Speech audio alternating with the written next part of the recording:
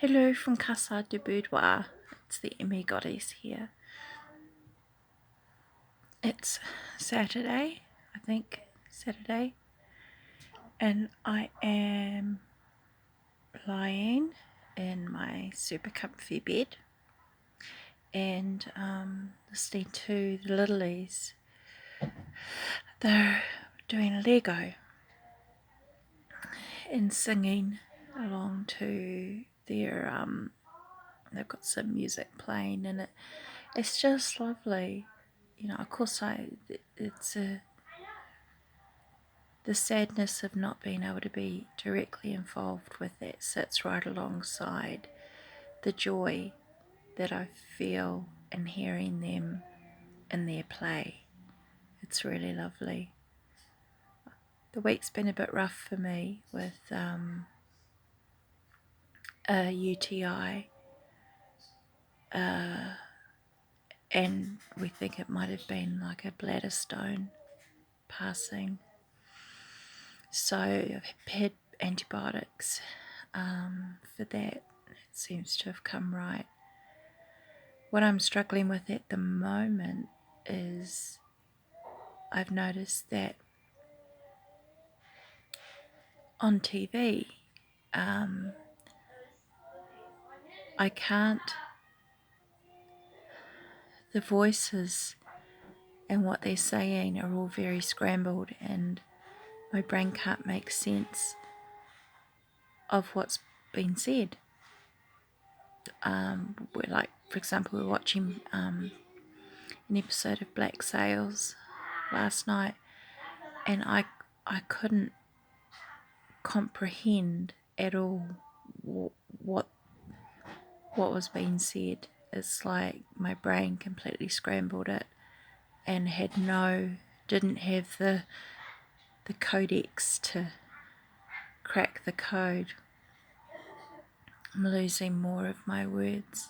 I put that down to my body being busy fighting doing other things. I'm just tired, I think. My mood is good. I'm in a good mood. I think I'm just tired, and I'm kind of getting past that no retreat, no surrender mentality, and kind of just letting my body be whatever it is going to be. So I'm listening to the Clan of the Cave Bear series. I find the lady I've got all reading. I haven't been able to really read a book for a couple of years now because the words just become all scrambled up. I can read things like on Facebook and stuff like that,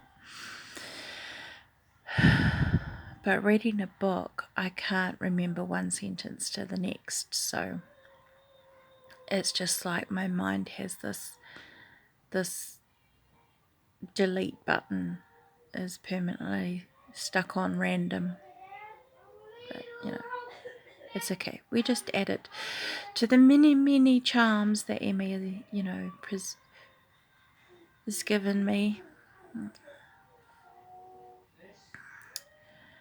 So I am trying to be good and surrender to the fatigue.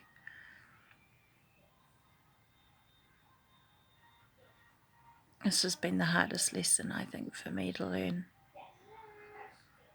Surrendering does not mean giving up. Surrendering means surviving. So, yeah. We were hoping. I said to Honey yesterday, I can't remember what it feels like to be outside. I can't remember what it smells like and what it feels like, because I've been in bed for some months now, and so we were going to try and get out a bit today, but the weather's really rubbish, and I'll probably end up on sensory overload, so we'll postpone that for another day. I'd like to take the kids to the rock pools, so they can go hunting for treasures and starfish and things like that.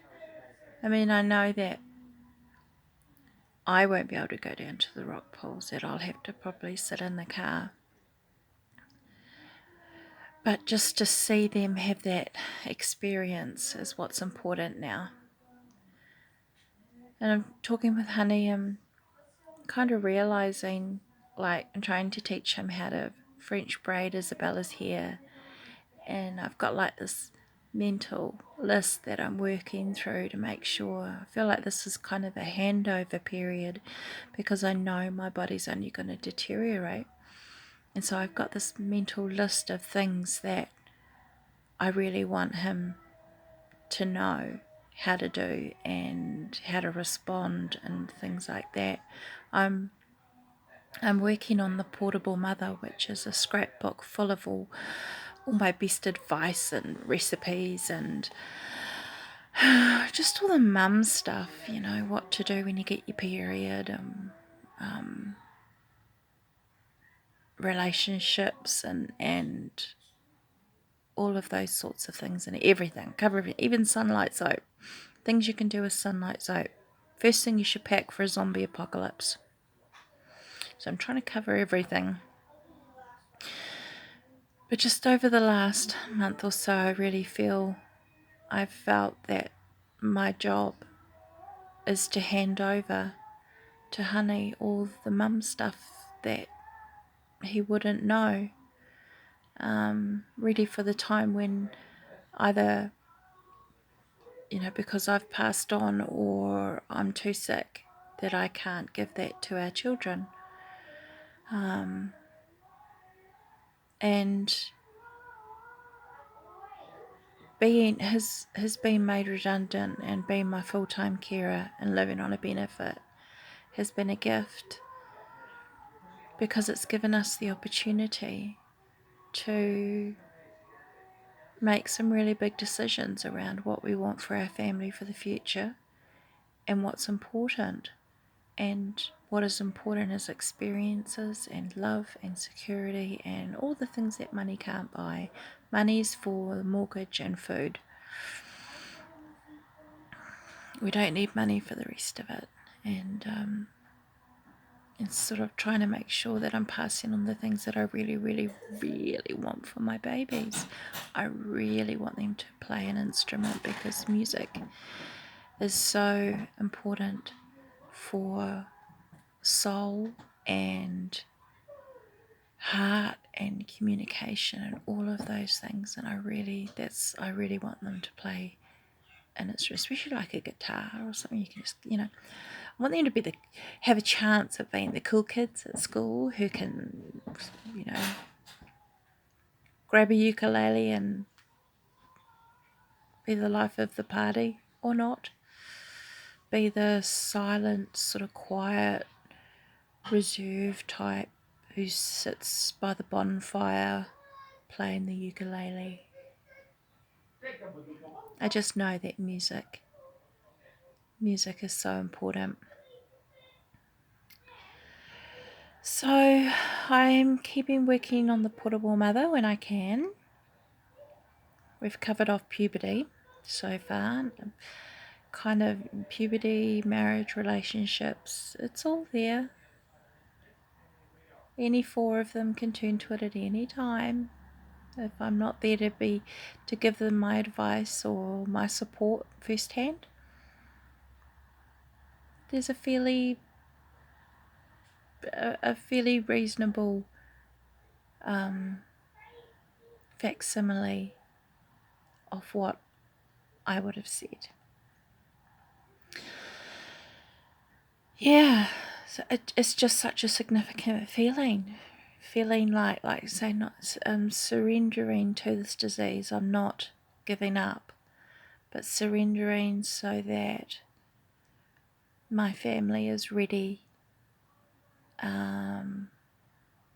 for there to be less and less of me. And it took me a long time to come to terms with the absolute and utter grief of that. But I know that it's not going to get better. it's only going to get worse, and now's the time. Now is the time. So I'm trying not to waste that time in doing a comprehensive handover of motherhood to my honey, and I know he is totally up for the task. So before I start speaking Swahili, because I can feel it getting harder to access my words, I get so upset about that sometimes because I'm afraid I'm going to forget something important. I wonder if this is what Alzheimer's feels like, where things just, like sand, it just drifts away. I haven't got Alzheimer's. I'm certainly not saying that, but I'm just wondering if the feelings of losing yourself in a situation, if that's the same. Anyway, on that maudlin thought, I am going to go and listen to my story. So, peaceful weekend, pain-free as possible, and I will touch base next time. So, I say toodles and ka kite, and I'll see you next time.